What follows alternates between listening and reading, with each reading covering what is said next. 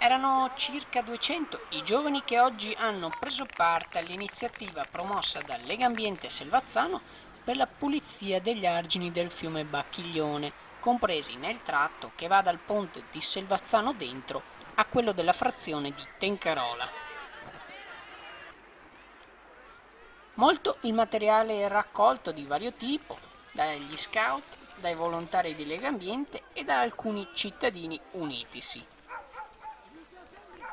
L'iniziativa di oggi mira a rendere più vivibili le sponde del Bacchiglione in vista della bella stagione.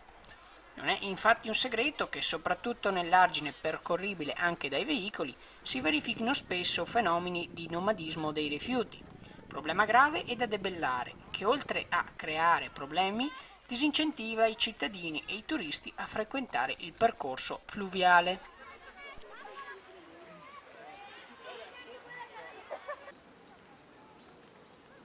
Abbiamo organizzato questa giornata grazie agli scout di Padova e provincia.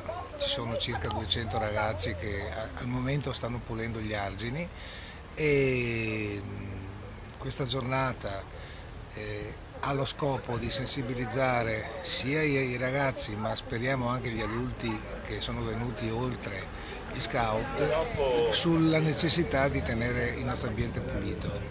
Purtroppo i nostri argini sono fortemente penalizzati da chi va a fare picnic e cose del genere e si dimentica, fra virgolette, le cose lì. Ogni anno noi torniamo a fare questa cosa, speriamo sempre con più partecipazione di persone.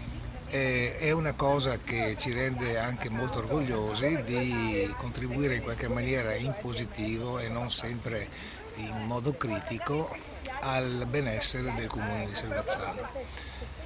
Speriamo che anche voi, magari i prossimi anni, veniate a darci una mano. Grazie. Svicenber Channel News. Selvazzano Dentro.